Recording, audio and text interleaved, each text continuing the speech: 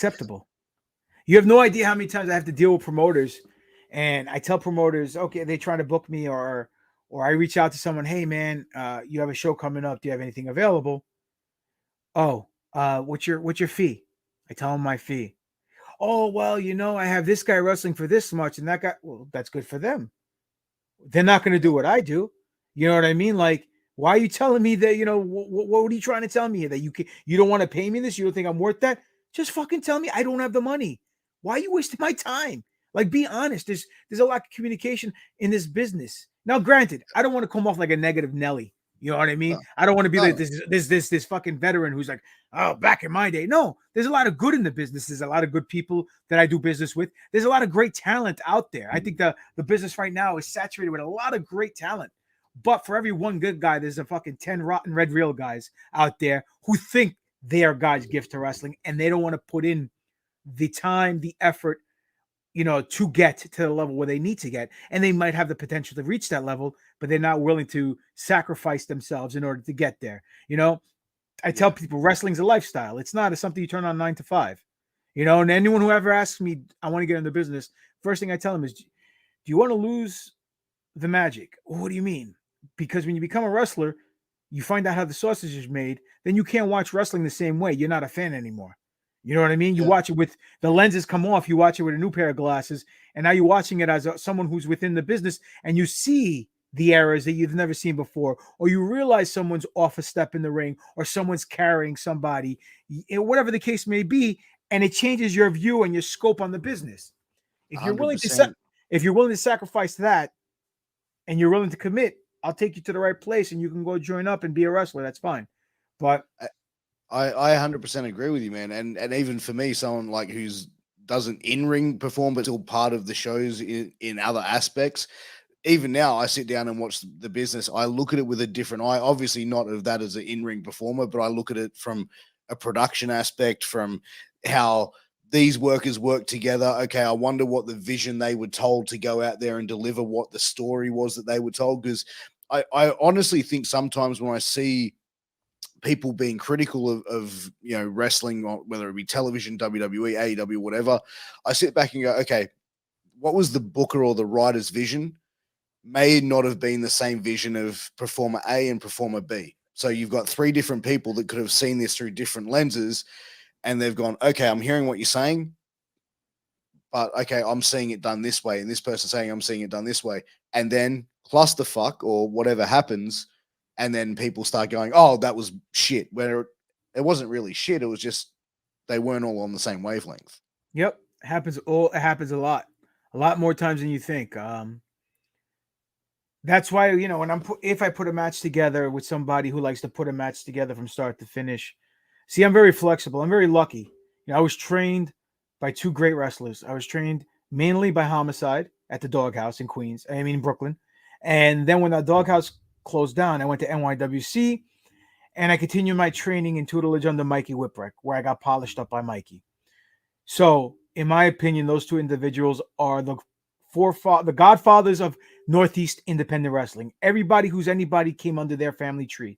So I was very fortunate to sit under both their learning trees. So I'm very fortunate that I'm able to work any style. I can work that British World of Sports style. I work a Lucha Libre style. I work that Japanese strong style, traditional American style. I can brawl. I don't do hardcore deathmatch wrestling. I'm too pretty to bleed. So that's not my thing.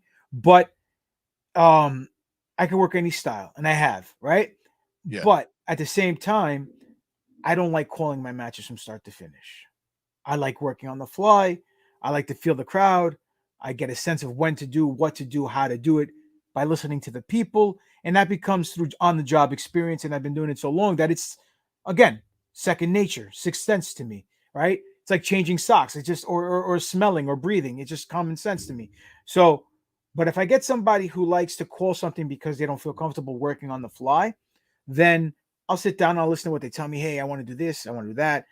And I'll ask them, okay, you want to do this? How do you do it? Well, I do it like this. Okay, because when you told me you want to do this, I envisioned doing it a different way. So it's a good thing I asked you, because now we're on the same page. And again, communication, bro. It all comes down to communication. And there's no such thing as dumb questions. You will go out there, you got the person's life in your hand. That's a responsibility in itself. You don't want to fuck it up and hurt the guy, because or the girl, Yeah. So it is what it is. So people need to just put their big boy pants on and realize sometimes you gotta fucking put in an extra inch or an extra mile to get the results you want to get. And I'm not just talking about working out in the gym or taking extra days in the ring, but asking that extra question. Oh, I'm sorry. What do you mean? You want to do this thing? Oh, okay. You do it how? Oh, thank you for telling me because I was thinking you're gonna do it like this, and you're doing it the other way.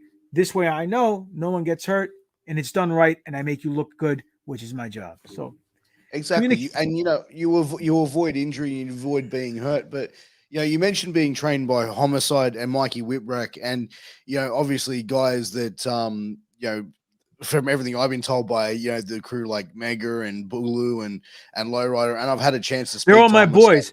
Shout out to Mega. Shout out to fucking Boog. Shout out to Lowrider, Wapple. Shout out to Angel. They're all my boys. We go way back, way, way, way back.